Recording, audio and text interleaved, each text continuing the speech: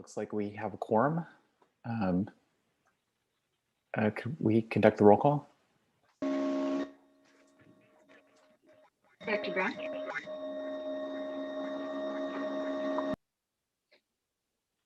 Can everyone hear me? Not very Yes. well. You're a little quiet. Okay. Director Brown? I'm here. Director Connie? Okay. Director Scott Ignacio? Here, but not all there. Director Tess Alban Smith?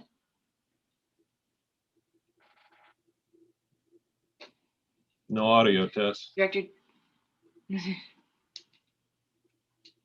right. Director John Haschak? Here. Director Rex Jackman? Chair Dan Jurdy? Here. And did you get Director Tess Alban Smith? She's here, just our audio wasn't working. Yeah. Okay. And Monica, I think it's Tasha Alstrand from Caltrans now for the Policy Advisory Committee. She's actually, Tasha is, I think, in training this week, so we were expecting Rex to fill in for this particular meeting. And there he is now. There he is. Thanks for the update. You hear me now? Yes. Yeah. Okay, all right, great. So we have a roll call. We can now convene as the SAFE, which is a service authority for freeway emergencies. And first thing on our agenda there is the report of motorist aid call box program status. Okay, good afternoon. Can everyone hear me okay? Yep. Yes. Okay, great.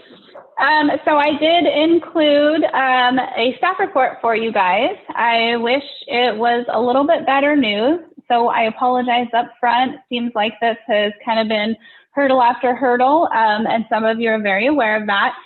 For any of you that do not know, we have 141 call boxes throughout Mendocino County on various state routes. Of those 141 call boxes, 97 of them are cellular standard call boxes, and the remaining of them are satellite. So included in my staff report was a little bit of background. We've been working quite often with Verizon throughout the past couple years. They announced their termination of 3G cellular service, which is what our radios and our call boxes are currently using. And so, as I mentioned, that's 97 of our call boxes currently are using the 3G cellular service, or previously was. We've been working with them and our contractor Case to develop a new radio that will work with the 4G service and be able to implement this into our system. We did take a little bit of time and let Case work with some of the larger areas and see how this was going to play out with the Verizon termination of service, and hopefully work out all of the bugs at that point in time. We kept our fingers crossed that that was going to work, and unfortunately, as some of you know, the rural areas, it just doesn't play out that way. So we were waiting a little bit, and in February, a bunch of our boxes on Highway 20 decided to start going into chaos. At that point in time, it kind of pushed us into deploying the radios quicker, and we did purchase 50 of the radios that Case had developed for this 4G service. We installed a good chunk of them, and kept our fingers crossed that this would help solve the problems out on Highway 20. It did for a good chunk of time. And then, unfortunately, I have to report that we have more recently seen a lot of our radios start acting up. As soon as we were notified that the radios were no longer working correctly, our techs were out there immediately addressing the situation.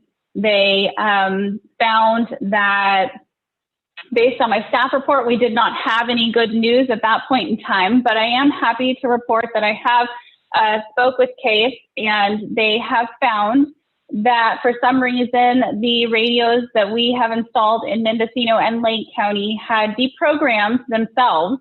We're not really sure why, but they were no longer correctly operating. So they have found a fix for that.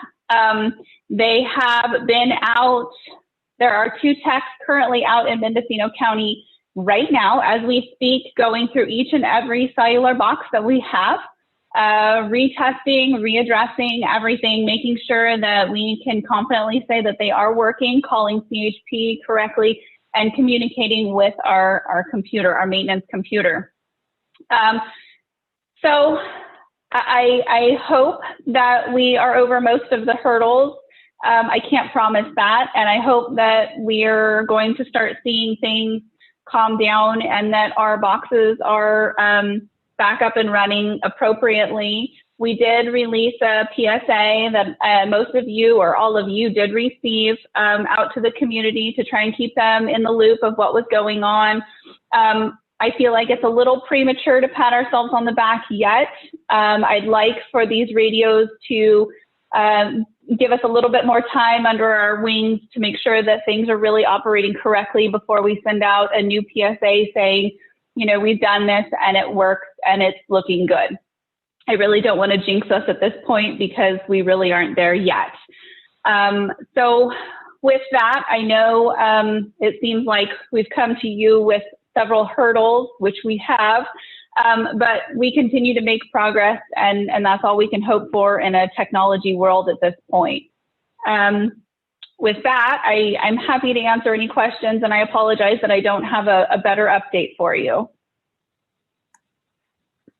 Okay, do we have any questions of Alexis? Okay, do we have any public comments on this agenda item?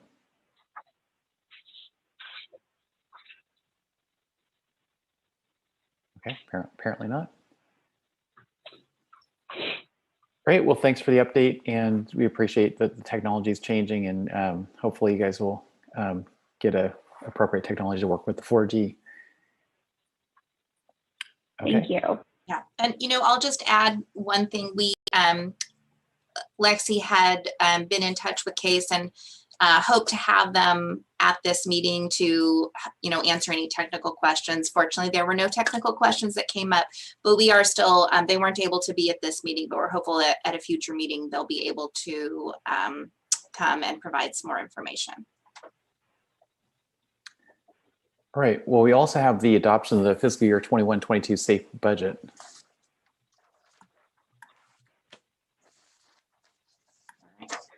Okay, that's me again. And so I wanted to share this just to make it a little bit easier for you guys. It was included in your packet. We have been for the past 2 years, this will be our second year, bringing a program budget before you guys for review and approval. It seems a little bit more appropriate to look at a budget on an annual basis, see the financials as they come in and what we propose in the upcoming year. And so as you'll see here, we have a couple of years here for you guys to review and compare. In the green section, you have your 21-22 proposed budget. Over here on the side, you'll see the revenue identified. We have the Department of Motor Vehicles collected fees. We have that estimated for $107,000. So Can I far, ask that you enlarge that?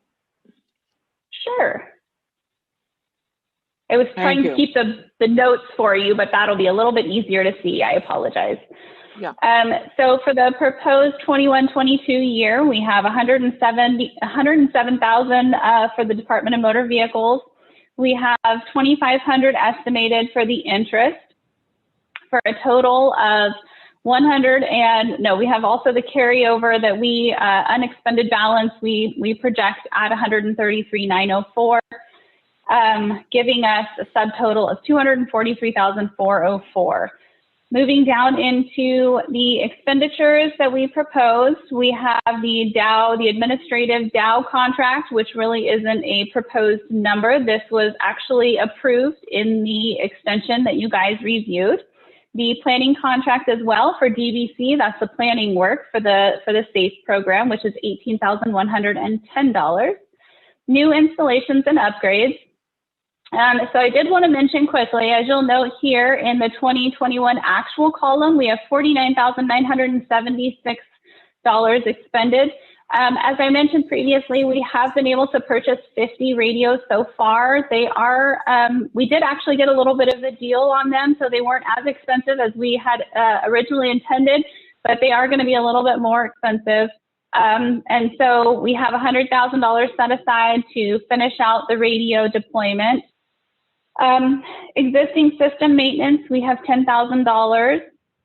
Cellular and satellite technology, $40,000. It's pretty expensive, as you can see. So far, we've spent $28,447. And by the actual end of the year for 1920, we had expended $39,480. So $40,000 estimated on that. Those two providers are pretty accurate. Hoping that this cellular issue with Verizon does not go anywhere increasingly high. That will really put us out of budget. So we're going to keep an eye on that as well. The CHP contract, we have $720 set aside, and direct expenses, we have $500 set aside. That bringing the expenditures subtotal to $208,877, leaving essentially $34,527. I'm happy to answer any questions that you might have. This is a pretty basic budget, but it does allow for us to see the revenue and expenditures for the SAFE program. I have a question. Yes, ma'am. So I was looking at the 2021 versus 21-22 and trying to skip over the actual, and it looks like we're spending less, and that's unusual. So can you explain why we're saving money? Well, for starters, when you're comparing some of the actuals from the previous year, some of the planning work hasn't, when you have the estimate, these are based on the contract amounts that they're allowed to bill up to.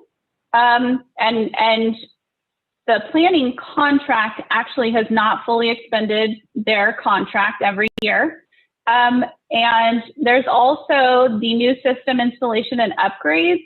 You'll see in the past, we haven't really utilized much of the new system installations because a few years back from this, we were installing a tremendous amount of call boxes, and we've really built out our system in Mendocino County. And so we're really not having any new installations. The budget that you'll see right now under that is to really take care of the radio upgrades.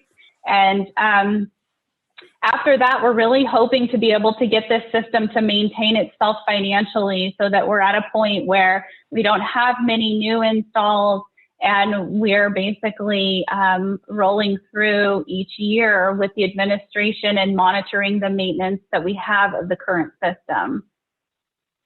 Right, and I think the biggest difference that you'll see is that in the previous year budget, we set aside an amount for system upgrade to do the entire upgrade, but we only did a portion of that upgrade in the current year. So you'll see there's a new balance where last year there was $145,000 set aside for that. This year there's $100,000 set aside for that because we did accomplish a portion of that upgrade already. So that's the biggest difference between the 2 years.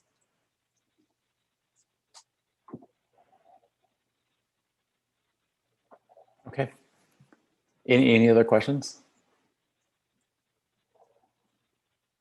Do we have any public comment on this agenda item?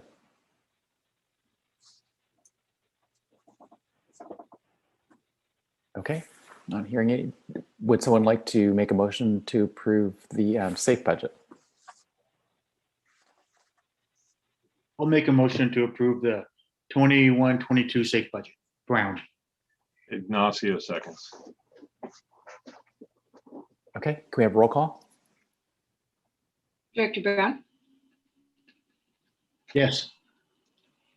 Director Ignacio, Yes. Director Alvin Smith, Yes. Director Haschak, Yes. Director Jackman, Yes. Chair Judy, Yes. Okay, and with that, we're going to recess as the SAFE, reconvene as the Regional Transportation Planning Agency, immediately recess as the Regional Transportation Planning Agency, and reconvene as the Policy Advisory Committee.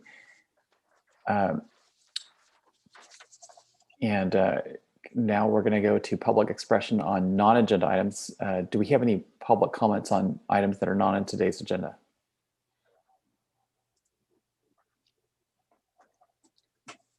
And I will let you know, we have not received any public comment by email or through the website prior to the meeting.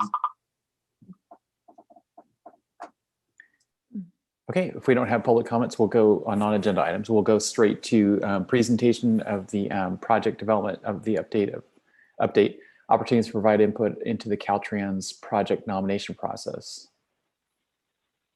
Okay, we have several people here from Caltrans to work on presentation of this item today. So I'm not quite sure which one is taking the lead today, so I will turn it over to Caltrans. Hi, I'm Melissa Fitzgerald, and I'm the Caltrans District 1 Asset Manager. We're going to have Kirsten Thurston presenting today, and Rex Jackman is going to be presenting. We're going to be doing an overview of asset management project and the project development process. We're going to give you we're going to discuss the new TPSIS, or Transportation Planning Scoping Information Sheet, and we're going to talk about our different opportunities for input. So, like I said, I'll be covering the shop. Oh, I'm not sharing anything, am I? Let's start sharing. Let's see, screen 2.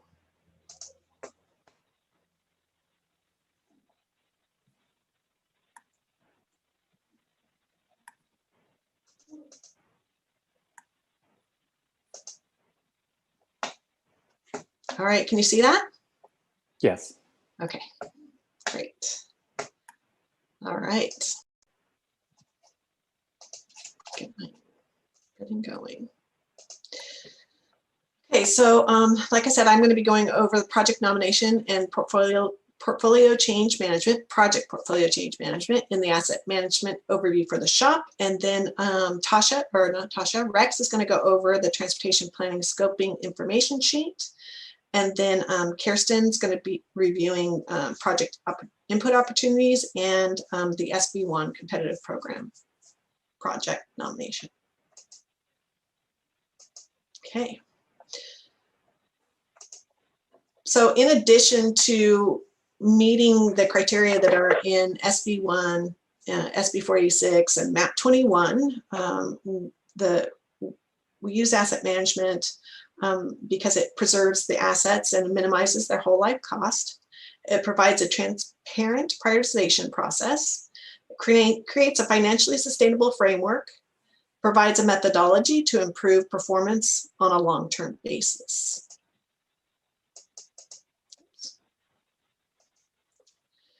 Our transportation asset management cycle it's a 10-year cycle, and we do it every 2 years.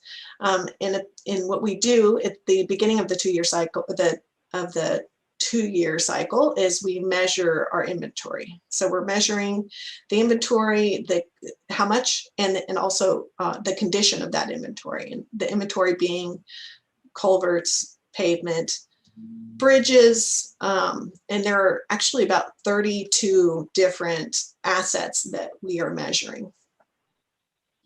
Our State Highway System Management Plan will document what the targets are. It documents the inventory and what condition it is in. It also establishes what the needs are and the investment level for that 10-year planning period. And then it also it determines what the performance gaps are between what the current condition of the system is and then the projected or where we want to be, the goals for that 10-year planning period. And an outcome of that, the State Highway System Management Plan is the district performance plans. Our district performance plans we use to figure out what projects we're going to do. And that's in our project nomination. And then once we've nominated our projects, we will move into the project initiation development phase. So where we are developing our project initiation reports. Once we have those developed, we program those, and then they'll move into the design phase. And then design and through construction, we're monitoring performance of those of the projects throughout. So once they're executed, then we're looking at measuring again and starting that asset management cycle over again. And I did say something about the district performance plans. So the 2021, so we're looking at the 2021 10-year plan, and in the SHS or the State Highway System Management Plan, they had set up the performance targets, which were, that's how we get from our existing condition to our planned condition. They give each district a performance plan, and it's a shopping list of performance targets that it's like a, how many culverts we're going to fix, how much pavement we're going to move from poor to good condition or fair to good condition, how many bridges we're going to improve. So it's this list of needs that we have to address each district. In 2019, for the 2019 10-year plan, our district performance plan had 16 objectives with targets and an estimated $849 million in budget for that 10-year plan. And it's actually the last 5 years of the 10-year plan that we get a budget for. The first 5 years are programmed. So it's the last 5 years is the planning period. If you wanted to see what the current 10-year plan was, anybody can access it. This is a link to it's a virtual project portal. So it will have everything that's in the current 10-year plan. For the 2021 district performance plan, we ended up with 20 objectives with targets and a budget of $1.51 billion over 5 years. There were 2 new objectives added to the State Highway System Management Plan that have objectives. We did have complete streets and fish passage in the last 10-year plan, but they weren't funded through objectives. They were just supplemental funding or recommended funding for those components. So these ones actually do have performance objectives. So we actually got a shopping list that says we will fix 8 fish passage barriers, and then they gave us a target also for complete streets. The District 1 performance plan for the 2021 10-year plan, the investment level is that we have the majority of the investment is in pavement. So these 4 top ones are the SB1 performance objectives, pavement, them being pavement, bridges, culverts, and TMS. And you can see that pavement and bridges are our biggest investments. And then you also have culverts, this is the gray, and then TMS is the yellow. In a lot of other districts, the yellow is a lot larger in relation to, say, culverts. Can you do me a favor and tell me what TMS is, please? Oh, sorry, yes, Transportation Management System. So it's our cameras, it's our census stations, it's our CMS, our changeable message boards. It's all of those. Thank you. Thank you. And then you can see also fish passage. This is a pretty big wedge. We're gonna, District 1 has most of the fish passage barriers in the state. So we got a significant amount of funding to deal with them. And these are they're a legislated list of priorities for fish passage that these are funding in particular. It's not every fish passage barrier, but it's specific to a legislated list. And then this green wedge is our complete streets budget. Right now in our project nomination process, we're about, kind of in the beginning to the middle of the process. We have established a set of project locations. It's where the bulk of our work is. We call our anchors. So we had pavement and fish passage We knew what our pavement list was going to look like because we got a list from our headquarters pavement program. And then we also had received a list of the fish passage barriers that we would that we could pick from to do projects. And we knew we were going to get 8 locations in our 10-year plan. So what we did is we went ahead and identified some culverts that are associated with those fish passage priorities. And so we had this list of pavement and drainage anchor projects. And we add satellite work to those projects. So satellite work being, we'll add some, cameras, we'll add stormwater work, we'll add, it'll be different objectives that we will add into those bigger projects so we can kind of take advantage of the economy of scale. So we had just got our district performance plans second week in May. So we are reassessing our projects, and we're going to be adding some additional projects to be able to meet all of our 10-year plan commitments. So for change management, the best time, or the times that we're most effective at making change or taking an input is going to be at the is going to be while we're doing project nomination, which is this district 10-year plan. And then again, while we're developing PIDs is a really good time to make changes. We'll have the budget to be able to make those changes. But best place is we're already setting we already have a budget, and we're already planning for our budget right now in the project nomination or when we're developing our 10-year plan. So our list, this is our partial list of 2024 SHOP projects. This is the first 2 years of those last 5 years of the 10-year plan. And like I said, this is a partial list. We'll be adding more to this, and we will share that with you when we get it, when we have it better figured out. So the first one on the list here is the Capella pavement project, and the post miles are here. So it's Men 101, but it's near Ukiah, but we also have Men 222. It would be the full length of Mendocino 222. Then we have the Garberville pavement project. It's on Hum 101 near Garberville. And we have the DeHaven to Hardy pavement project, which is on Men 1.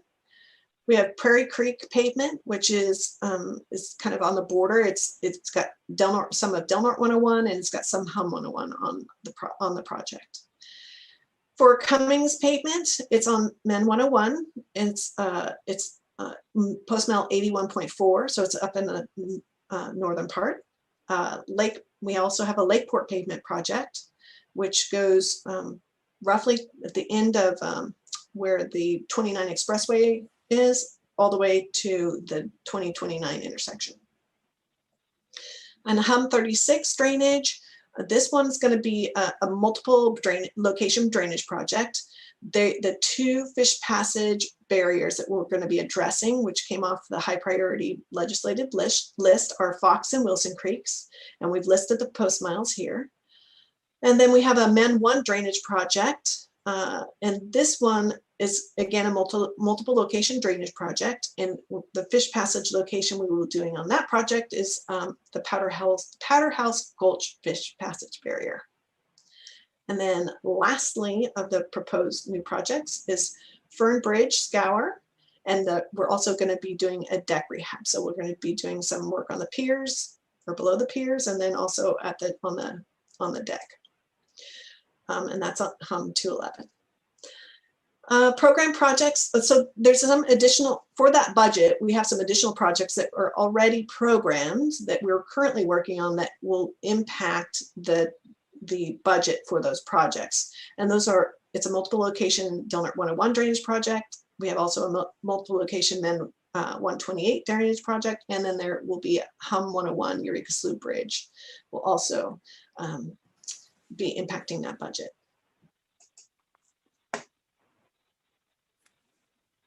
I'm going to be covering input opportunities during these project phases: pre-project nomination, PID development, and project development. Next slide.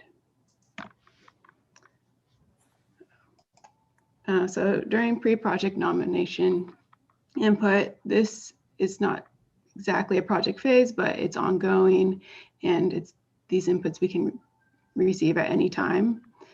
And so some things you can do are to keep your bike and ped and community plans up to date. And we'll review these plans during project nomination. And if you include needs on state highway system in your plans, that's really helpful for us. And if there's a need for more planning in an area, the Sustainable Transportation Planning Grant Program is a potential funding source for developing planning products. And if providing GIS data where available, we suggest requiring GIS as a deliverable when consultants are preparing plans. GIS data makes it easier for us to review known needs or recommendations and to be systematic in addressing them. Document and communicate multimodal needs to Caltrans planning staff. You can add bike and ped needs to Street Story, which is an online mapping tool. And also informing Caltrans planning staff and or local assistants of any future projects adjacent to or on the state system. This will help us make sure planned improvements are consistent and construction timing is coordinated. Next slide. So in summary, we're going to have a couple points where we're going to be coming back to you every odd year in May. That's when we'll have our district performance plans, and we'll be able to share with you what our draft list looks like. And then in October of odd years is when we should have a full list available to share either on our project portal, or we can share it with you in other means, like through sharing with our local planning partners.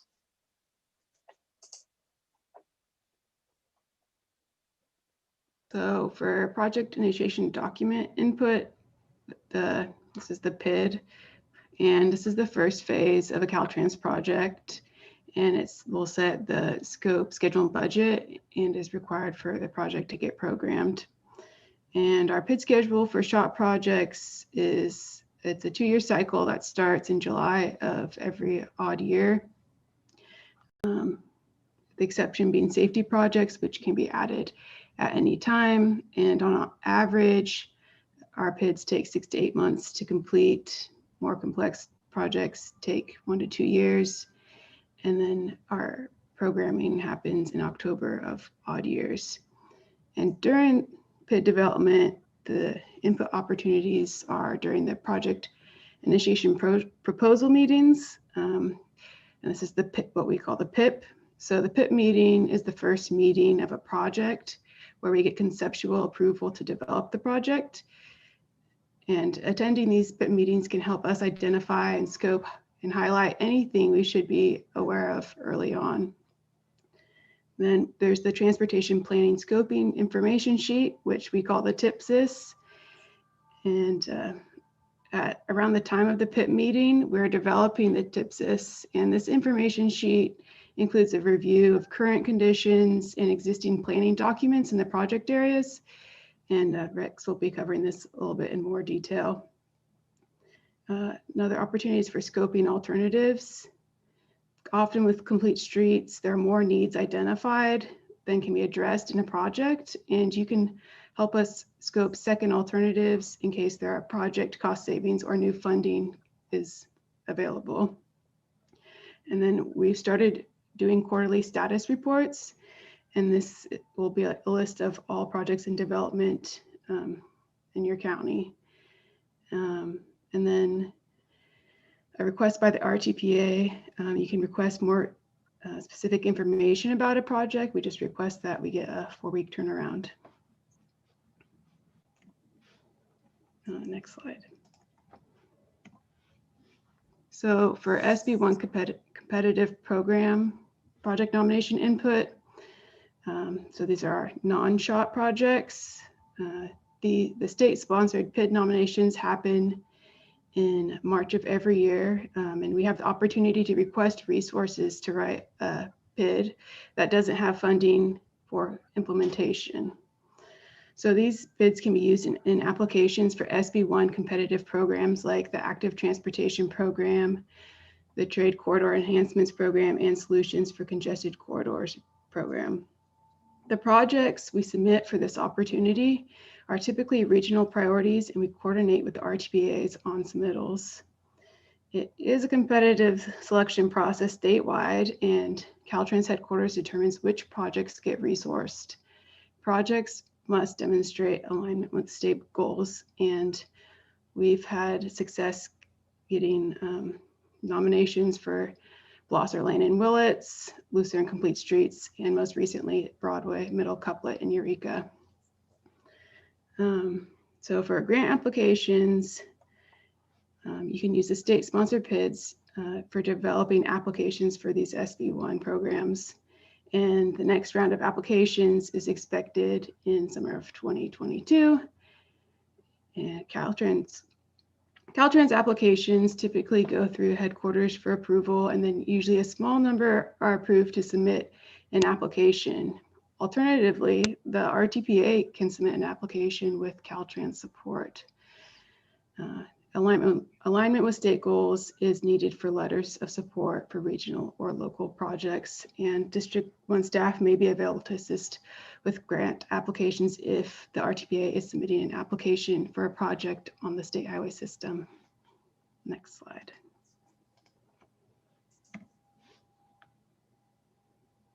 So I'm gonna cover this part.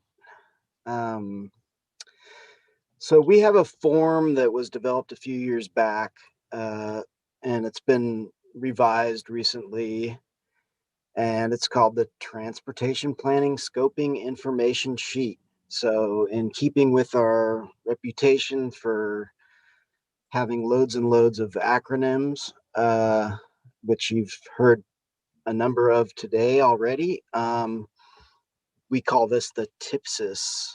And basically what this form is a form that we, meaning transportation planning, so that would be Tasha and myself and our staff, we fill these out early in the project development process.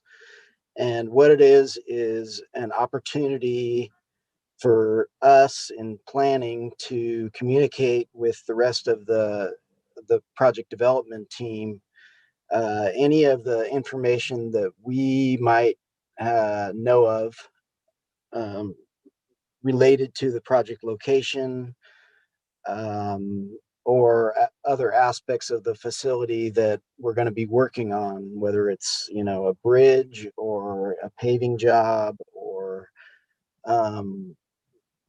even projects. Sometimes now we have projects that are actually focused on doing complete streets improvements. So we fill out the form and we include all the information we can think of, and including relevant partners that might need to be communicated with, or other kinds of things that might need to be investigated, especially sensitive topics, or probably most importantly, existing plans where maybe in the past we've worked with the RTPA or a local community or a city or a county to develop a community-based transportation plan. Many of you, I think, are familiar with those plans that we've developed over the years for all the various different communities in the county and the cities. So we would highlight in the form, particular areas that the team should be following up and paying closer attention to. I'm not going to go through every section, but if there are any particular topics that you have questions about, we can answer those towards the end of the presentation. Next slide.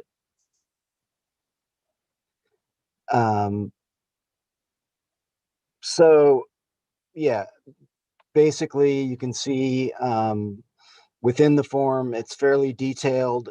Not every single item that's in the form is going to be applicable to every project, clearly, but it does, we do try to capture all of the things that might, that, you know, normally with a project development team, we sort of have a very somewhat standardized and,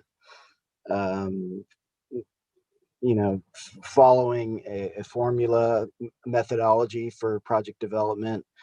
And the idea here is that there are areas that the team might not normally be aware of, or they might not normally, you know, dig into as part of the development of the project initiation document. So we try to bring those things to everyone's attention so that they have those in mind, and especially if they need to, you know, inform or follow up with a particular group or stakeholder, this is where we bring that to their attention.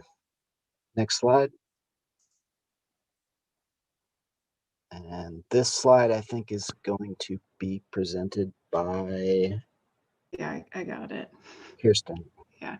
So our final project phase for input opportunities is project development.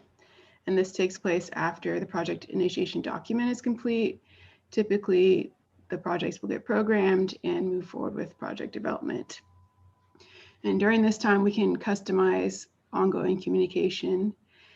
We have the quarterly status reports, and the RTPAs will receive a list of projects and their current schedule on a quarterly basis.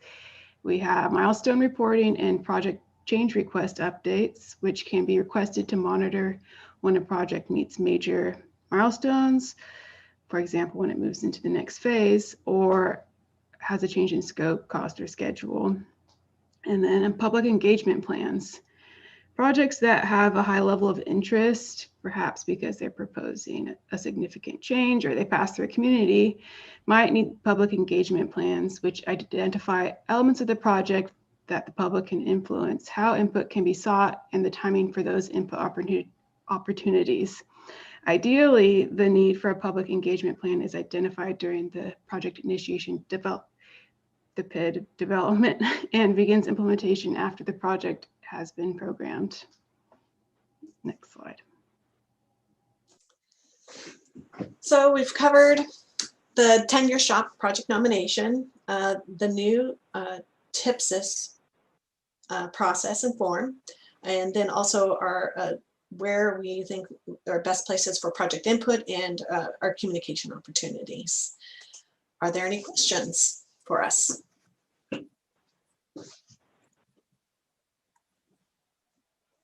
So this is Nafili. I do have a couple questions. Okay. So just kind of going back to when you were talking about the opportunities for input and knowing that at this point the project list is draft, and you said that we would get that final project list back, and would we have a similar opportunity for input at that point? So, you know, say we get the list of the anchor projects and we know of potential for satellite needs, would we have an opportunity then to say, you know, hey, what about this? And is that something that if the board were interested in, we would have time to bring back to the board? Yes. So there's, so this is a very, very draft. So we should be getting to the point, I think by June, we have to have all of our 2024 shop candidates. And then we have the last 3 years as well. So, or the end of June. So we will be sending out another list. And you will have an opportunity to provide comments. I think for the projects that are in the last 3 years, a lot changes for those. Sometimes those projects drop off the list because of, you know, when they've remeasured the system, they go, oh, wait, that pavement is not projected to be in bad condition anymore. So we're dropping that one off the list. So we can, you know, that last 3 years, we're going to share it with you as well. You know, it's just that you may or may not see those projects. There's a risk to those even coming to fruition. Mm-hmm. So that list, that 2024 shop candidate list, is going to be the best opportunity, and it should have the most focus. And we will provide it in time for you to provide comments. Yes. Great. And then two more questions. So you'd mentioned, or in one of the slides, there was a mention about RTPAs can request more information or provide comment with a 4-week turnaround. So if we ask a question at a board, our board meetings are typically monthly. So if we ask a question at a board meeting and then our next board meeting is a month later, is that a workable system for us to get information? I think so. I think we could probably, it's likely if you give us a deadline that, you need it by, I think 4 weeks is I know I can get something to you sooner than 4 weeks. So it's doable. It's definitely doable. You just give us a deadline when you need it by, and we'll get it to you. Great. And then last question from me, the project initiation documents that are developed for the competitive programs, can those also be used in the non-competitive programs? Because, there's some overlap, like particularly with potential for an ATP competitive application. That same project could be funded through the Complete Streets portion of the shop. So can those PIDs be used for either? Yes, we did, and I actually have talked to headquarters about this recently because normally we haven't had a Complete Streets anchor project in the shop, so that's been a challenge. So being able to package it with some pavement or with some culverts shouldn't be too difficult, but I think that they understand the fact that we don't have as mature plans for every route and everywhere. So it's going to be those locations you guys have identified in, like Lucerne, for example, where we have better developed information. That should be a priority for us to do in the shop if we can get it in there. So I had the conversation with the headquarters today about that, and they're really they're seeing it, and I think that they're looking like, okay, we can do that. So, and I've heard from other planning people in other districts, and they're telling me the same thing, is that a lot of their transportation planning partners are identifying some needs that are not associated with our assets. So we are responding to that, and I think it's sounding very positive that we can do that. It just makes sense. Right. Great. Thank you. You're welcome. I have a question on State Highway 1, which obviously state highway, but it's not, doesn't have the volume of Highway 101 or I-5, obviously.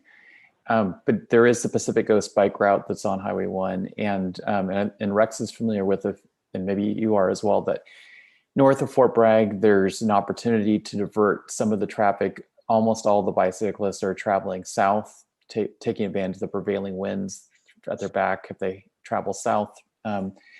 There's an opportunity to divert traffic, bicycle traffic, north of Ward Avenue. I don't know if you know this, but state parks designated the northern half of McCarricker State Park, where there was a trail running the entire length, as a preserve, and then they removed the trail that was rather than repairing it at the north end. But there's still an opportunity to divert traffic off Highway 1 at the southern half of the park, where it's not a preserve and where the trail is more or less being maintained, and could pull bicyclists off where there's virtually no shoulder on Highway 1 north of Fort Bragg city limits. And obviously there's more traffic on Highway 1 as you get closer to the city limits because of the suburbs north of town. Anyway, so it seems like that could be an opportunity that would advance the Pacific Coast bike route, advance commuting by cyclists living north of Fort Bragg into town or to schools in town. So is there a way that someone could kind of scope a project like that and just see, kind of run up the flagpole and see, would this be a competitive project, or would the traffic volumes just not be enough to make it competitive? Yeah, so you bring up something that's being done in some other districts. Like I know District 5 is investing in a bike route that's off the highway system, and we can explore those. So we should definitely, if this is a priority for our transportation planning partners, we need to hear about it, and we can explore how to get that done. whether it's through financial contribution or it's, whatever, means we have, we will look into it. I know that other districts are doing it, especially our more urban districts. They're investing off the system for their complete streets funding. So I would say, share it with us. We'll explore how we can address it or get it done. Okay, just and wrap that up. That makes about 2.5 miles in McCarricker State Park of trail, but then there's another 3 miles in city limits along the mill site trail. So it's maybe 5.5 miles that people would be off Highway 1 before they rerouted back on the highway, potentially. Yeah. And because we really have two components, right? Is mode shift, which is a lot of off-system stuff for urbans, and then we have, just providing safe access, in our, our main streets. So, there are 2 different ways really to deal with those. So we'll look into it. Rex, did you have something you wanted to add? Yeah, I would just note that, in the past, we have worked with local partners, including state parks, trying to find a way to fund the improvement and resurfacing of the Hall Road. We've submitted applications for grants that didn't end up being successful, but a lot of the groundwork has been done, including, I think, Kirsten worked on some of that, preliminary design information that we've gathered.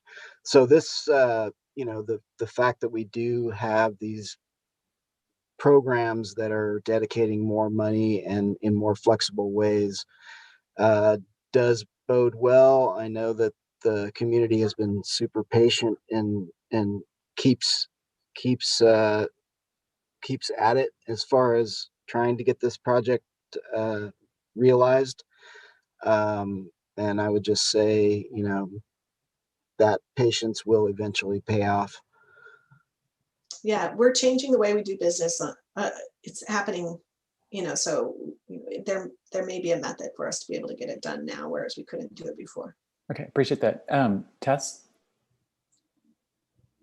Yeah, I second the suggestion because I'm in Fort Bragg and I'm an avid cyclist myself, and we have signs on our streets on the highway saying move to Franklin Street if you want to use bike, and then it sort of fades out. You don't know where to go at some point, and you've got all kinds of traffic, and there aren't any more signs that tell you where to go. So I'm a big fan of off highway. But I was just curious if you would share with us, if you know, why the plan, I know there was a lot of ADA discussion about in Fort Bragg concerning Cypress Street and your plans for doing a lot of construction in Fort Bragg. I'm just wondering what happened. I heard that you backed out. Was it because of the ADA, or what was the problem?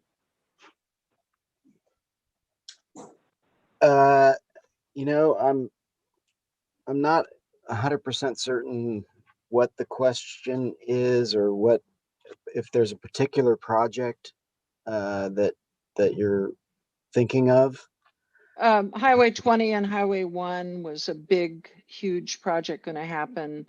They were all staged, and then all of a sudden they said, no, we're not doing it, and they backed away. So I just wondered if you knew why. So the only project that I'm aware of is that multi-phase ADA project, and maybe that's the one you're talking about. And I think we are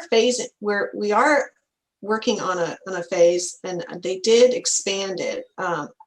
If there's a component that's missing, it could be that it's going to be in the next phase. As far as I know, so we could only fund so much. It's a big project, so we ended up splitting the project up. And I have to say, I wrote the PIR a long time ago, so I am a little bit familiar with the project. But yeah, so we phased it to be able to afford it. And then I know we were in, I think it was phase 2. And then we added some more because we got some additional complete streets funding, but maybe a portion had to drop out because they didn't have enough money. But it's still we still did a report that covers the whole area. So eventually we'll get to it, is would be my guess. I haven't been involved in the project, so I probably can take that back to the project manager to that particular question to get more specific information for you, if that would help. Yeah, it would. Maybe I'm just going off a false rumor, but I heard that it got all pulled. And I know that the people were really upset about the Cypress Street crosswalk, because that's a major highway thing. And you come off of that trail, as Dan would say, you come off that trail, and then where do you go? You can't get across the street safely. You need an island, and I'm sure you've heard all about it. Yeah. People are pretty upset about that.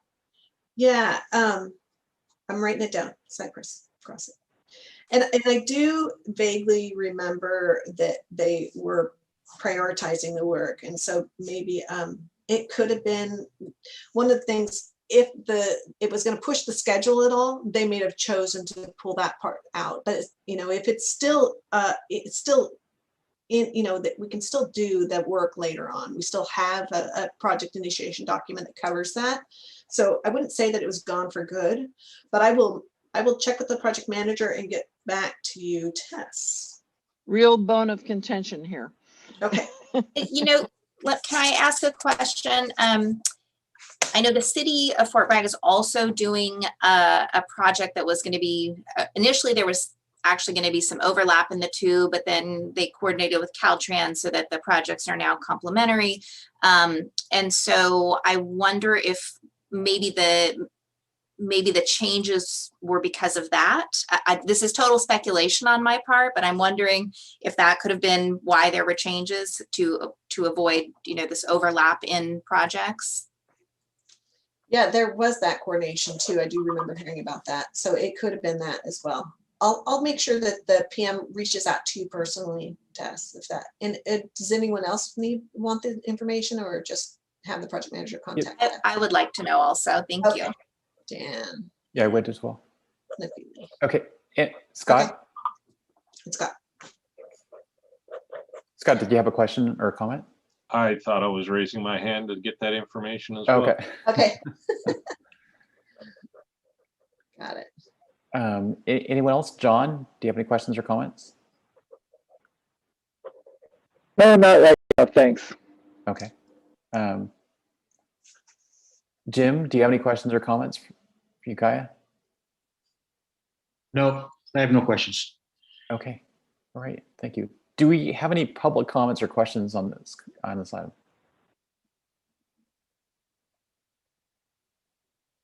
Okay.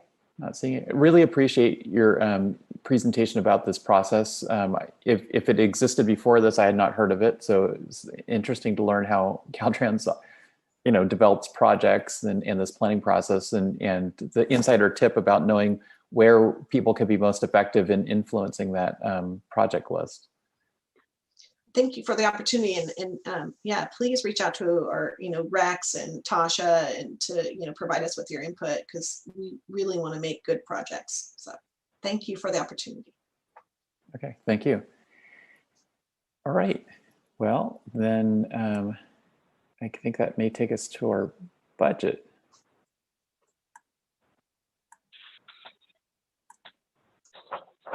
Yes, I believe we're on the adoption of the final 21-22 OWP now. Okay, all right, the overall work program. Yes, so Lexi will be handling that one.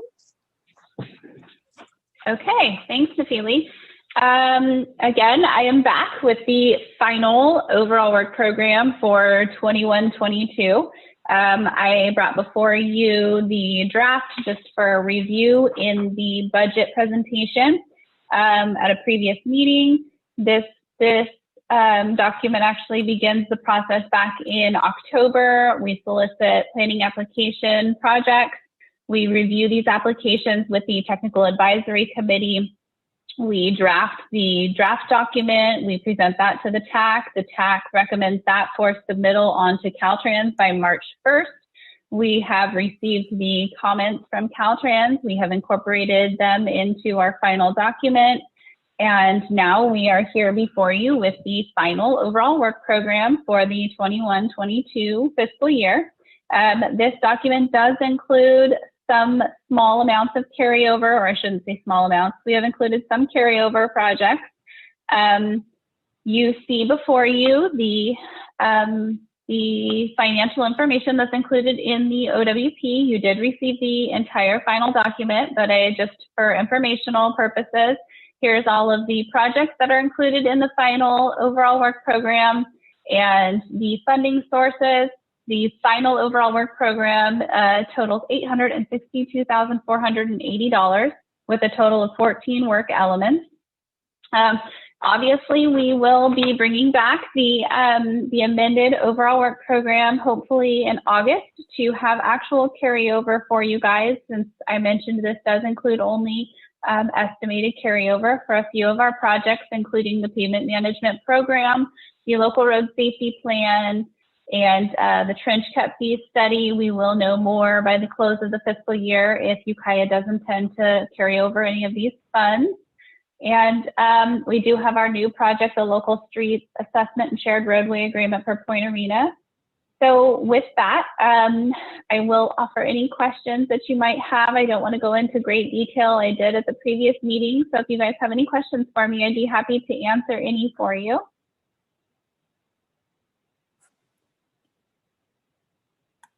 I have one question. On this document, number 15 says Point Arena Local Streets Assessment. And I thought I was reading as part of the packet, it said both Point Arena and Fort Bragg. So just trying to get clarification on that. I apologize if there is Fort Bragg included in here anywhere. What you might have seen was under work element 11, which is the local road safety plan. That does include Fort Bragg. This does sound kind of similar to that work element itself, but this is an actual project that Point Arena applied for outside of the local road safety plan. Got it. It's just in the agenda summary. It's number 15 is listed as agency Fort Bragg, but then the narrative. You are correct. Oh my goodness, I apologize.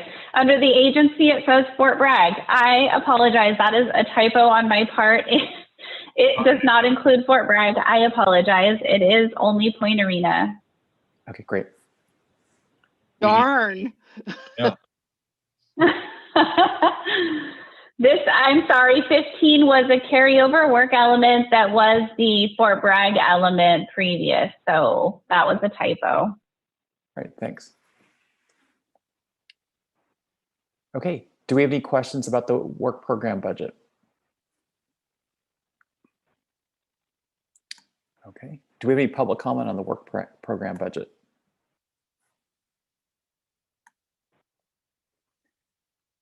All right, not hearing any. Would someone like to make a motion to approve the overall work program budget?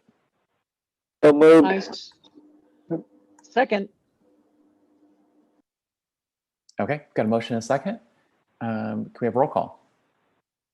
Director Brown, Yes. Director Ignacio, Yes.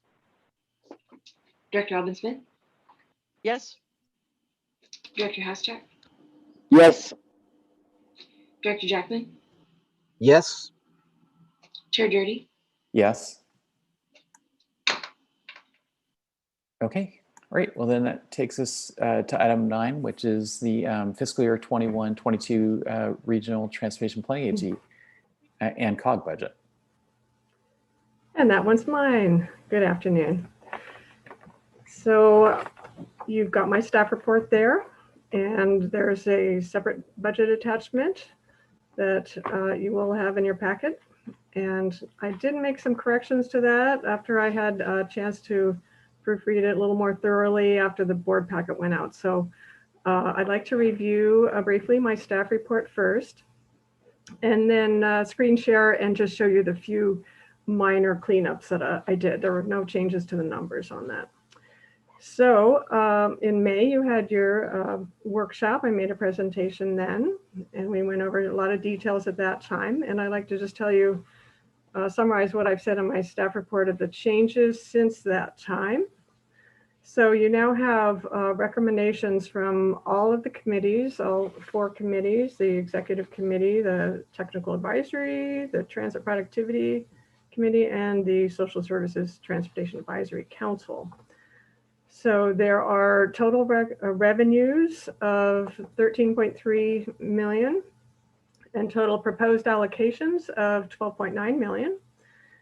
And the changes since the draft workshop are the ones that Lexi just described to you, the added carryover to the overall work program that is in the first resolution there. And in the second allocating resolution, we have the unmet transit needs, and that is where the Social Services Transportation Advisory Council met on May 17th, subsequent to the workshop, and they agreed with the Transit Productivity Committee's recommendation to make a finding that there are no unmet transit needs that are reasonable to meet according to MCOG's adopted definitions for the coming year.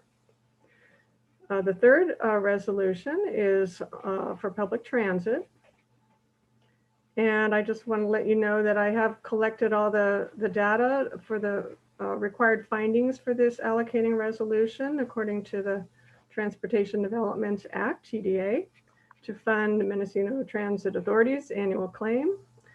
And I will have all that documentation on file. And we will, the remaining items that I need for their claim for the year, I expect to receive after MTA adopts their final budget later on this month. And that will include their capital plan and the budget. So those will be coming in, but we have everything for the findings, so you can adopt that resolution today. The fourth resolution is on the Surface Transportation Block Grant Program that used to be called RSDP Regional Surface Transportation Program. I'm still trying to capture all those instances of the name change. I think I've got most of them now. There's nothing new on that except just to call your attention to, in the narrative part of the resolution, you can see some fund balances on the 3 different programs that we manage underneath this one fund: the partnership program, partnership funding, the local assistance, and the formula distribution to the local member agencies. So it gives you some status of where each of those are. And finally, the 5th one is on the Regional Early Action Planning Program. The REAP is the acronym for that, and that's for the housing program that is fairly new to us. It's a recent development. The full 90% of the sub-allocated funds, that's how much is going out to the local agencies for this planning effort, and 10% is going to grant management and administration. So all of the sub-allocated funds are proposed to be carried over. None of that's been expended yet. And there's been a small amount expended for grant administration. So that's been carried over. The remainder is being carried over. And finally, the point that I wanted to go over a little more thoroughly with you is the federal coronavirus relief funds. We've been kind of back and forth on where to put these in the budget. There are several new programs around these and how the monies flow down. So we kind of had to decide where to fit those in. And I think what I ought to do now is go to my screen share and show you where we have these things showing up in the budget. So if you'll bear with me for just a moment, I'm going to pull up that file, which I have open. Here it is. And now, can you see my screen? Yes. Okay, I want to make sure that's size big enough to read. Okay. So I'm going to just quickly cover where the corrections are. And that starts out with this cover memorandum, introductory overview of the budget. And what you had before said that right here in the third paragraph down. The one that went out with the packet said that total available revenues from all sources include the short acronym is CRISA. That's the coronavirus. Can't think of the entire word, set of words for that. The name of the coronavirus federal relief funds, but that's the 2021 new funding program. So the CRISA federal funds for public transit at 1.46 million. So those are not included in this budget proposal. I've struck that sentence out.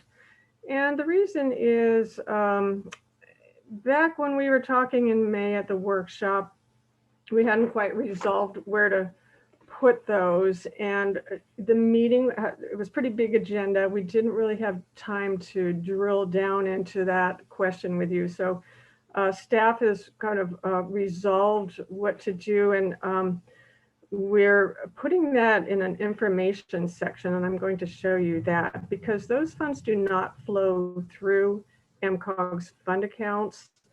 I will say that last year's budget, the current year we're in now, the 2020-21 fiscal year budget did show the CARES Act funding. That was the first round of the federal relief funds.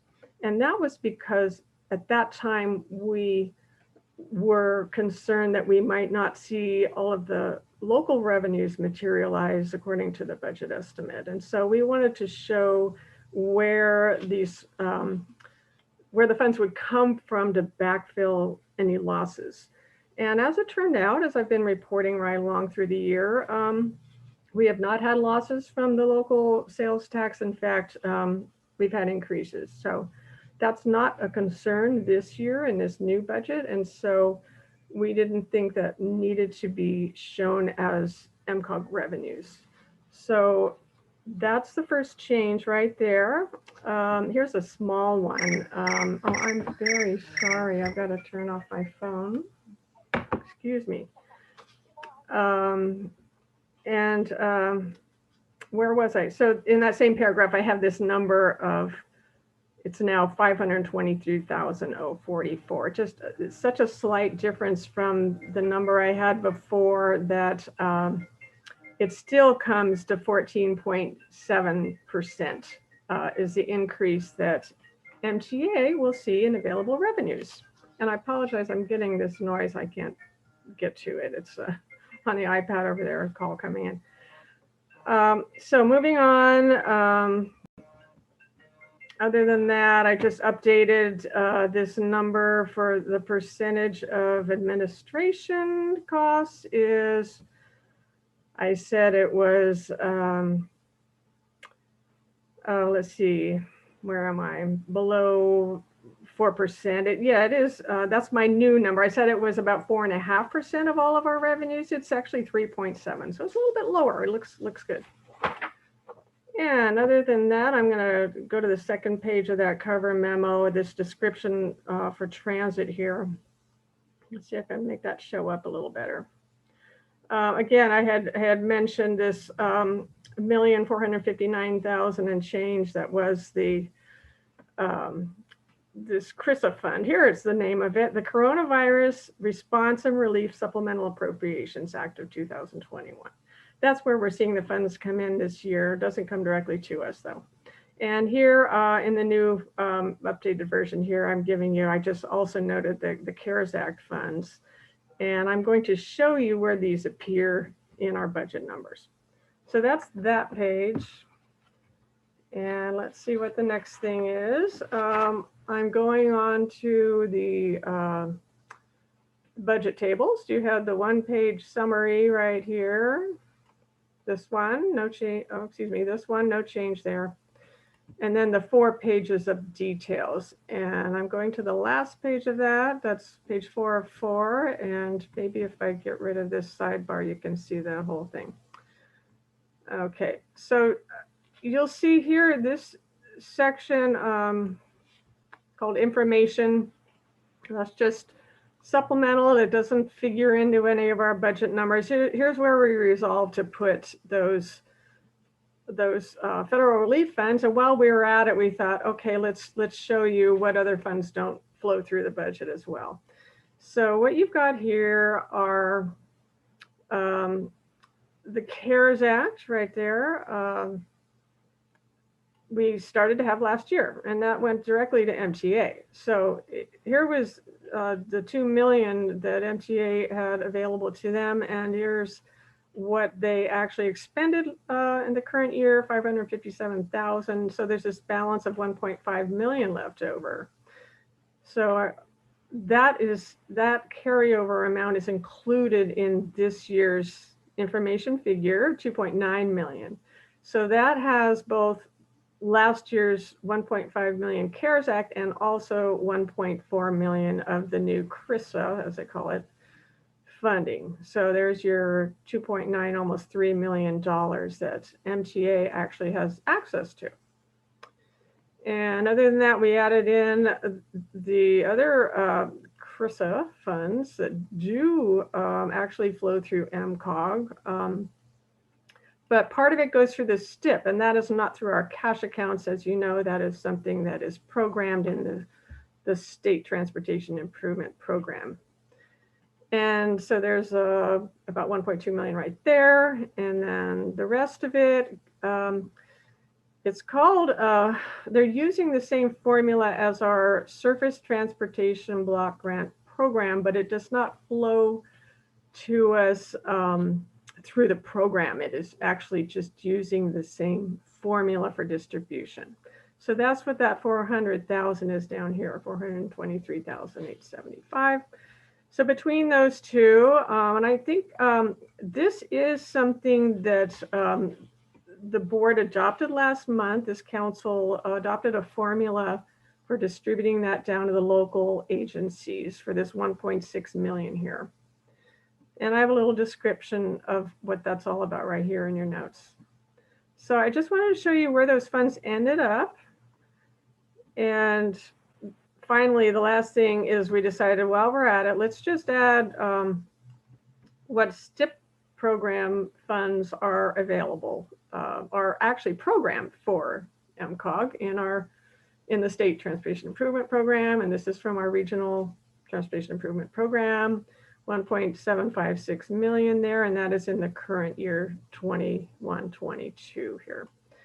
Of course, it's a longer multi-year program, but this is what's in that year's budget. So you can see these extra additional funding sources that fund transportation, but just don't flow through our cash accounts. So I just wanted to call your attention to where that lives now under this proposal.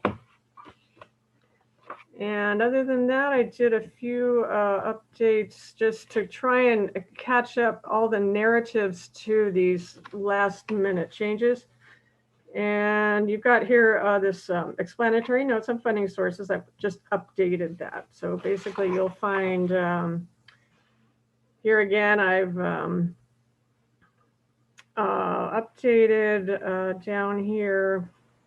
In this narrative, it says in California, the 2021 federal coronavirus relief funds, we had said will flow partly through the Surface Transportation Block Grant Program. That's not quite the case. It's actually just using that formula. So we're now saying will be apportioned, here it is, will be apportioned partly by that STBG formula and the rest of it through the STIP as I've just described. So that's just a little cleanup on that one, and a little more cleanup on the next page coming to. Let's get to that one. A few more things here. Just this, the local road safety plans was 180,000, but then the state approved the rest of the grants to these 5-member, your cities and county there who are getting this money, and it's now 308,900. And what's happening is that all you 5 jurisdictions are contributing your grants and your 10% local match to MCOG to hire 1 consultant to do all 5 plans, and those are underway. So that's that minor correction. Down here under the coronavirus relief funds, just to show you that we had said there was a formula was to be adopted to distribute those funds. You did adopt a formula last month. And just updating to show that these CRISA funds were moved to an information section on the budget tables. So that's a little more up to date now. And finally, on the first allocating resolution, let's find that right here. No change to the resolution itself, just a few cleanups on the exhibits. Here I had to remember to put a exhibit label on the administration budget. That's there now. But more importantly, just trying to get things consistent. No changes to Lexi's sheet. That's exactly as she described it. Exhibit C is concerning payments to the contractor, your administration and fiscal services here that Dow and Associates provides to you. On the second page of that, just wanted to make clear, consistent with the administration exhibit, budget exhibit, there's travel and training can be claimed of direct costs. It had said travel before, and just to be consistent, it's travel and training. So things like going to conferences, sometimes we have some registration fees and things like that. And again, just getting this name right on the Surface Transportation Block Grant Program. And the last one I'm going to show you is Exhibit D, and that is the Dow and Associates, Davy Bates Consulting Planning Services. And on the second page of that, just one more mop-up item on that was here at the top, the rates are provided, and it had said right here that these apply to the Transportation Planning Overall Work Program, and I've added and the REAP grant, and that is that housing planning grant that does not occur under the Transportation Planning Program. That is not with Caltrans. That is another separate agreement with Housing and Community Development. So I just want to make sure that is also stated, that the grant will have those rates applied too for some of the work. So that is it. That is all I have. I just wanted to show you where all the mop-ups were before you adopted a budget. No change to all the rest of those resolutions. Everything else is good from there on out. So I'm going to close this now and see if you have any questions on all of that. All right, well, thanks. Any questions, Tess? Yeah, thank you. Excellent job, Janet. Thank you. Lots to read through there. Yeah, I know. It's a lot of information. We have to track it all through, though. It's documented. You can rest assured. I'm sure. My question was regarding, our transportation group talked about adding climate right. Mitigation things. Where does that fit into this budget? It's not going to show up there. I don't think. Here's where it's going to show. You attended the Transit Productivity Committee meeting. We had our April meeting, and it took care of some time-sensitive required business, and we're trying to pull together another meeting this month, or at least as soon as we can do it over the summer, to go back to some of that unfinished business we had about updating transit performance measures. And we have a set of standards, and we had talked about the committee was members such as you were interested in adding some climate related metrics too. So there will be an opportunity to add some additional performance standards for transit, but also looking at the regional transportation plan, and that is under development by planning staff now. And that is where we think we could work in some more metrics and performance measures for those climate related concerns. Nifili, Yes. did you have a comment? Yeah, on that? I'll add what Janet said is exactly right. So at the Transit Productivity Committee, when we had talked about looking at metrics to look at, you know, greenhouse gas reduction and that sort of thing as it relates to transit, what we decided is the best way to develop those metrics would be as part of our regional transportation plan development. And that actually is part of this, well, it's actually part of the action you took on the last item, number 8 on the agenda, which is the overall work program. The regional transportation plan is one of the work elements in that overall work program. So development of those metrics would happen as part of that.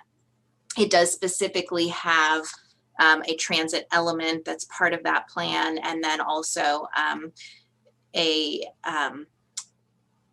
section of goals and policies specific to the environment and greenhouse gas reduction. So that will happen as part of that plan development. And then once that's done, then we would use those annually when we look at the MTA performance. And would there be any option to use any of our budget towards installing, for example, charging stations, bicycle lanes, things like that? So there are certain parts of the budget that are available for infrastructure rather than planning, like the LTF 2% could be used for bicycle related things. We've actually used it in the past. I think there was one year when each agency had some money made available for installation of bike racks, for instance, and it's often used because it's a smaller amount of funding. It's often used as a match for larger grant programs. So that, and then some of the funding sources that show up in actually that informational section that we've added to the budget in this cycle, that includes the State Transportation Improvement Program funding. That is available for all modes of, most modes of transportation, including bike and ped. I don't know if that would be, if charging infrastructure would be an eligible use. We've never used STIP funds for charging infrastructure, but that doesn't mean that we couldn't. And then we've also used the STBG, formerly known as RSTP partnership program funding for installation of charging infrastructure. So all of those are possibilities for that type of work. Great. I'm looking forward to actual implementation of these items. You know, it hasn't really been our role to fund those, the charging infrastructure to date. We've done a lot of planning, and now really things have moved on to implementation, and the state is just pouring money into these things. So, you know, we're out there kind of advocating for the rural areas to get money, and they are actually targeting disadvantaged communities. We want to make sure we're under that and get, you know, fair share of money that's coming down. But a lot of it is, you know, competitive grant applications. Some of it is, you know, incentives to public and private sector to put their own money in and get a good rebate back. So, you know, they're designed different ways. You know, some money comes from the California Energy Commission. Some of it comes down through the Air Resources Board. And I know, you know, California Transportation Commission and those other agencies are all coordinating together now. So we're going to see more of it. I don't know how much would actually come down through MCOG per se. We haven't really gotten involved in building things, but, you know, in the case Nafili mentioned, we use some of our funds to kind of supplement or backfill a budget that kind of went over budget on actually three of the cities had projects that were, the costs were more than they had planned on. And so we came up with a little bit of money there just to make it whole. So that's something we have done. Those are the most flexible funds we have. So the climate relief, the COVID relief money definitely could be used for climate related. But also, I had an interesting discussion with a friend about how Tesla just puts in all these charging stations, boom, boom, boom, boom, everywhere, whether you want them or not. And I think what his suggestion was, well, we should go back to the car manufacturers and insist that they stop making electric cars unless they're going to start providing charging stations. I know, which comes first is always a question, isn't it? Yeah, I don't know how we provide pressure that way. I'm just a consumer, but yeah. Anyway. Well, we think the federal government, at least, there's an infrastructure bill that's in the works, and that's going to be a big step forward, especially if they start out with converting the entire federal fleet to electric, as is being proposed. That would come with some charging infrastructure too. So we're hopeful that that would actually bring maybe some charging out to some rural areas like ours, just because there's the federal, fleet there. And so that, little by little, we're just gathering together all these sources to bring it here. Okay, any other questions about the budget? Do we have any public comment on today's meeting on the budget? I have not seen any comment come through the website contact form, and I haven't seen an email. Monica, have you checked the email again? We do ask for it. There hasn't been any more. Yeah, we ask for it before the meeting starts, but no, nothing's coming in that we know about. So. Okay, well, so we have adoption of multiple resolutions. Could we have a motion to adopt resolutions A through E? We can do that. I so move. Great. Second, Jim Brown. Okay, I've got a motion and a second. Can we have roll call? Director Brown, Yes. Ignacio, Yes. Alvin Smith, Yes. Haschak, Yes. Jackman, Yes. Jurdy. Yes. Okay, all right. Thank you very much. And now we are on the consent calendar, which is approval of the May 3rd, 2021 minutes, approval of the Transit Productivity Committee minutes of April 26th, and adoption of resolution programming FTA intercity bus program. Would someone like to make a motion to approve the consent calendar? So moved. Second. Okay, we've got a motion second. Do we have any public comment on the consent calendar? Okay, not hearing you. Can we have a roll call? Director Brown, Yes. Ignacio, Yes. Alvin Smith, Yes. Haschak, Yes. Jackman, Yes. Jurdy. Yes. All right, thanks. We're going to recess as the Policy Advisory Committee reconvenes the Regional Transportation Planning Agency. Do we have a motion to approve, as the Regional Transportation Planning Agency, the recommendations of the Policy Advisory Committee? So moved. Second. Okay, got a motion and a second. Can we have roll call? Director Brown, Yes. Ignacio, Yes. Alvin Smith, Yes. Haschak, Yes. Jurdy. Yes.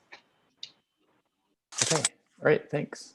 We're now on to informational reports. Any other information or reports, Rex, that you'd like to provide today?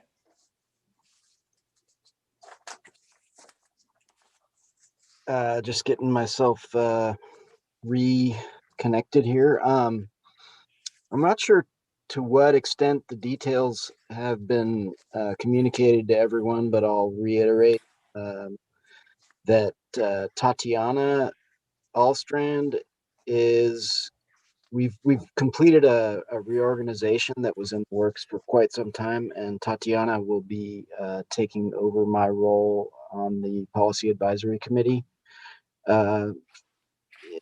starting next month. She she's in training this week. Otherwise, she would have probably already been participating in this meeting as the voting member. But I had the privilege to sit in this month and provide that little piece of the presentation that was given earlier. But I would just like to say, you know, it's not a formal end by any means, but for the time being, you'll probably be seeing less of me. Doesn't mean I won't be back, but we've decided to do things this way.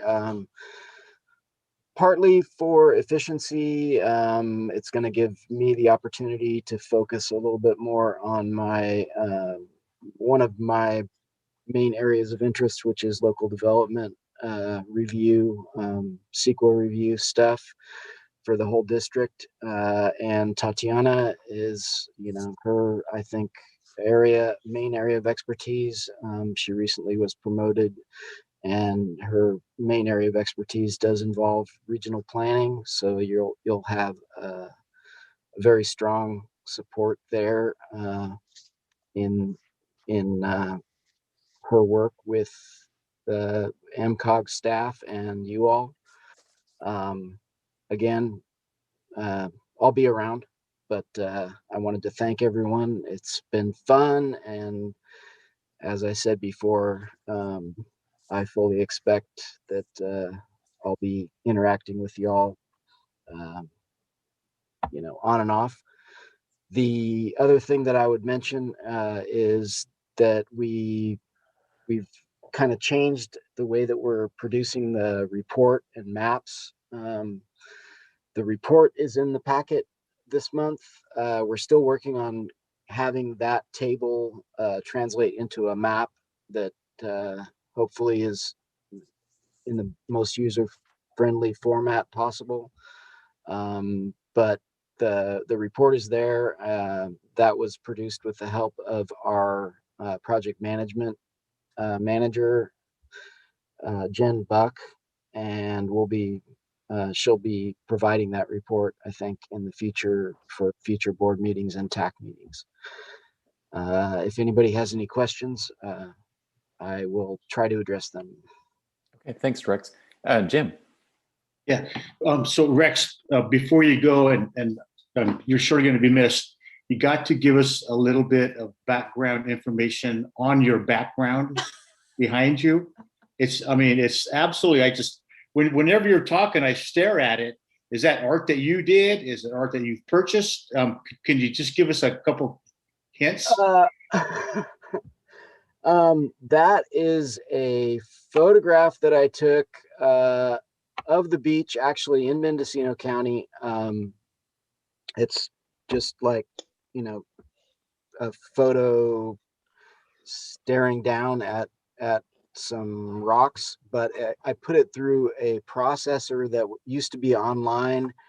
It was some kind of a AI thing that was, I think it was done by either Apple or Google years ago, and I had it saved on my computer. I wish I could tell you the exact program that it was, but it has some kind of a thing that distorts the pictures and makes them like look like animals to some degree. I don't know if anyone knows what I'm talking about, but I found it on my computer. I thought that's kind of an abstract thing I could throw up there as a background. It's totally cool. Thank That's you. very cool. If I figure out what the name of it was, I'll let you know. You'll be Well, missed. Yeah, thank you, Rex. I know at a staff level, I know we will continue working with you, but we want to thank you for all the time that you have spent at the MCOG board meetings over the years. It's always been a pleasure, and I certainly appreciate working with each and every one of you, both MCOG staff and board and TAC members.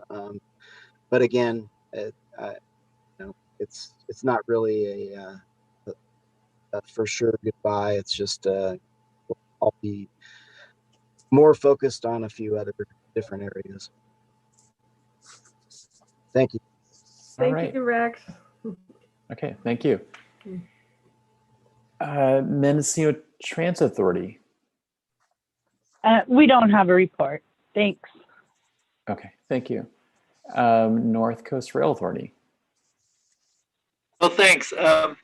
Yeah, we haven't had a meeting in a while, but in the meantime, Senator McGuire has sponsored SB 69, which is the conversion of the NCRA into the Great Redwood Trail Association Agency and SMART. And so between those two, those will be the ongoing agencies taking over that role.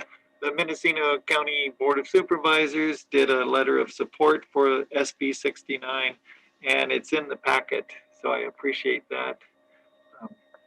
And that's about it, since we haven't had a meeting. Maybe next month I'll have some information from this meeting next week. Okay, well, thank you for the update. Right. That brings us to MCOG staff summary of meetings, which we have in our packet. I have nothing to add to that unless there are questions. Okay, not seeing any. Then we have administrative staff miscellaneous comments. Yes, I've got two miscellaneous items. First, I wanted to mention an item that you do have in the information packet. It is the budget proposal from Transportation California to utilize some of the budget surplus for infrastructure funding. The request was in its final form in your packet. However, after the packet went out, the final version with all of the supporting agencies was released. So the final version did receive support from a number of rural agencies, including MCOG. We offered our support, and the North State Super Region, as well as CalCog and CSAC and many other agencies around California. So just wanted to point that out. And then one other item, we received a request from the Grassroots Institute. This was a request for MCOG to support their request to both the County Board of Supervisors and City of Fort Bragg. So what we decided was that we weren't going to put it on the agenda for the board to take action on. However, we did want to just draw some attention to it. So this request was specifically to utilize money from the American Rescue Plan Act for three particular items. One was installation of photovoltaic panels on public buildings. Another item was to install additional electric car charging stations. And finally, to transition public transportation to electric vehicles. So we did not include it for board action because the first item, we think that the installation of panels on public buildings is outside of MCOG's areas of authority, so not appropriate for us to comment on that in general, but then also just a specific request for that funding of our member agencies. We did not want to take action on unless the board would like this brought back for action. However, we did want to express support for the overall concepts. And in fact, we believe that these things are, whether this additional American Rescue Plan Act funding is used for these purposes or not, we believe that these are happening to some extent already. We just talked about installation of electric car chargers, and we will continue to support any kind of installations. We've done the regional readiness plan to help identify those locations, and we'll continue working on those in that capacity, planning and funding support for those. And then transition of public transportation to electric vehicles. We know that Mendocino Transit Authority is also working on that as feasible and as possible, you know, when it comes time to replace their vehicles. So we believe that those things are happening, and certainly if our member agencies added this money or any other money, it would further those efforts, but we believe that we will continue to make progress on them. And so just wanted to express that we do support the overall concept. So unless there's a request from the board to bring this back for any kind of action, we won't be specifically speaking to the funding request. Tess? Yeah, actually, I was on the original call with the Grassroots Institute, and they were all pretty much all over the map in terms of what they wanted. And then we said, Jessica, councilperson Jessica and I, she's the vice mayor, said, what we really need is shovel-ready projects that you would like the city to do with the the money from the COVID relief. And then they came up with this idea of these 3 items. And then I wrote back immediately to George Reinhardt, said that, well, the electric buses is happening. They are going for the money and they're getting support. So the city of Fort Bragg would not likely give any money to them, but there's another means to do that. The second thing is the charging stations and things that they want for that would be MCOG. I already brought that up earlier today, but I think it would be a good idea to write a response to them on behalf of the MCOG, just explaining exactly that. And the third thing was the solar, and that, again, that's simply city. Although the county, I think the county has received a similar letter, and you know, we would love to have, you know, solar at all our public buildings, but it's just something to think about when we're spending all money. So, but anyway, I wouldn't like to see us ignore this letter. I'd like to see us respond to it.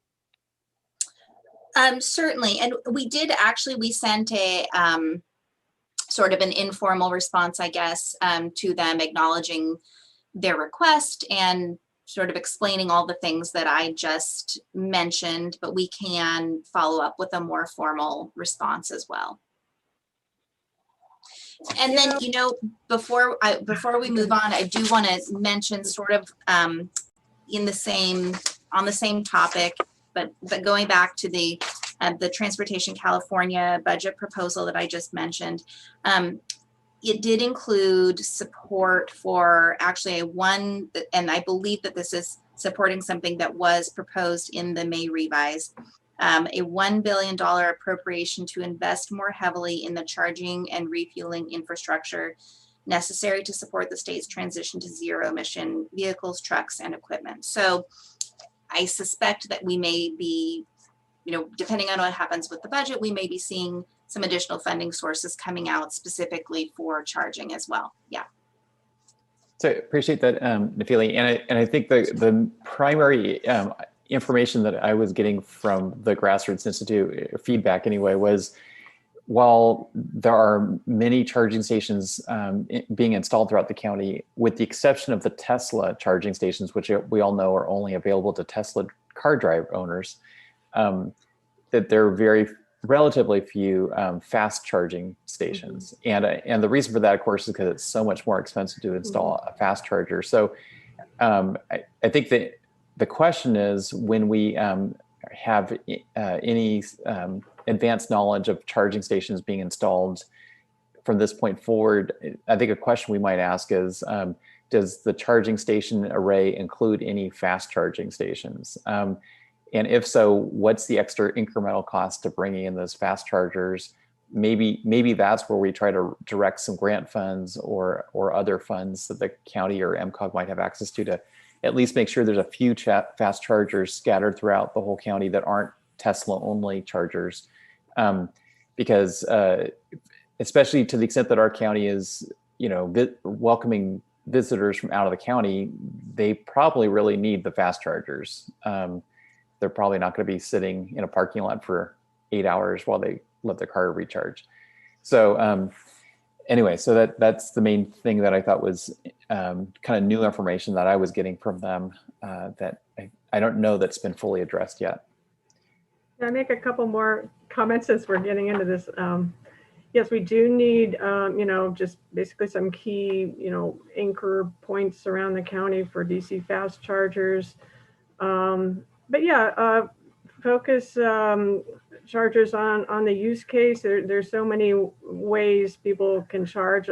Mostly it's done at home. There's some work to be done on multifamily housing for sure, workplaces where you're at work all day and can charge.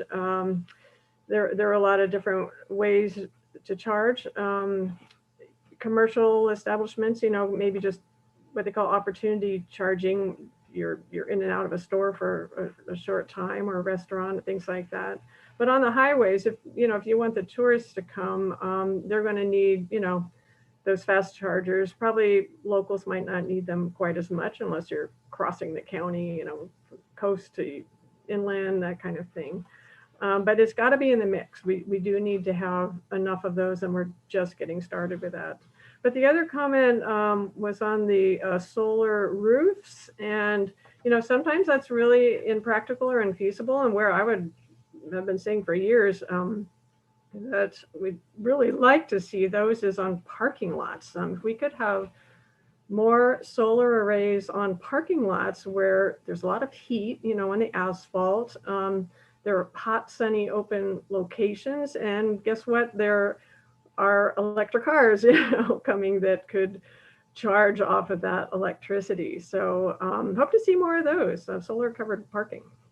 It provides shade, for your car while you're sitting there, and energy at the same time. So just another thought to put in there. Okay, thank you. And we are definitely going to be addressing the proposal as part of our budget deliberations, not just this month, but in the next several months when we discuss the American Rescue Funds and possibly even the PG funds. Okay, all right, well, thanks. And now we're on to, you just have a note there about next meeting date. I guess just a reminder is August 16th. It's not the first Monday of the month because we're skipped because of 4th of July weekend. We skipped the July meeting and meet in the middle of August because, again, Labor Day and the first Monday of September. So thanks for that reminder. And then we're on to MCOG planning staff and the 2022 Regional Transportation Plan update. Loretta? Good afternoon, thank you. I wanted to give you a brief update, as we've been doing each month, on our outreach on the RTP. So within the last week or so, Nephili and I have attended several of the local MACs, Municipal Advisory Councils.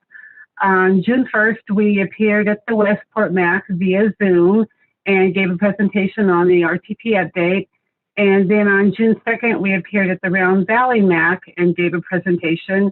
We are scheduled for this Wednesday to appear at the Redwood Valley MAC. And we are scheduled next week on June 18th to appear on the County Climate Action Advisory Committee agenda. So I believe our presentations have helped. We've seen a little bump in our response numbers on our social media website. A little update from the report that's in your packet. We've seen a few increases in those numbers. We are now up to 123 unique stakeholders, 102 map comments, 102 survey responses, and 40 budget responses. So we'll just continue reaching out to groups. I've been trying to get on the Laytonville area map agenda, and I'm still trying to connect with those representatives. And I believe Nephili also gave a report when she was speaking with the Hopland MAC on other issues. So we'll just continue whatever groups we can get invited to keep spreading the word on our RTP update, which the schedule is that everything needs to be completed by February of 2022. and we plan to bring it to you for final adoption in December of this year. We were continuing to coordinate with the TAC and reach out to local agencies for their input on that. So that's just a report on that. Unless there are any questions, I will go on to the next one. Okay, not seeing questions at the point. Thanks. Okay, and then similarly on the local road safety plan update project, even though this project is being done by the consultant firm TJKM, since we were already at the MAC meetings, we took the opportunity to also share the website for that project, Mendocino Safe Roads, and encourage the community to review those online tools to make comments on the map about safety issues throughout the county, and just continuing to help spread the word on that project, which I believe was mentioned earlier. MCOG is administering the project to get local road safety plans developed for the county and all 4 cities. And that's a project that's in our work program, as well as the RTPs in our planning work program. And let's see. We are currently working with the consultant to schedule stakeholder workshops on the local road safety plan updates. Some of you may have received emails or polls asking about those workshops. And the first one is scheduled to be held for the Ukiah workshop June 10th this week, and then next week on June 17th for the Fort Bragg workshop. So the others I think are still in process. So if you have any specific questions about those, reach out to me and I can let you know when they're scheduled at different parts of the county. Thank you. Okay, thanks, Loretta. Any questions for Loretta? Okay, not seeing any. That I think takes us to just well, the local road safety plan update. Do we have any miscellaneous reports, planning staff? Okay, not. How about MCOG directors? Any reports there?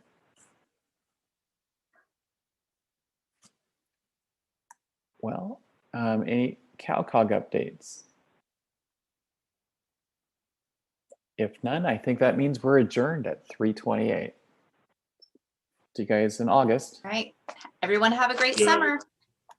Thank you. Thanks, everybody. Thank I'll be in you. touch. Bye-bye. Yeah, take care, everyone.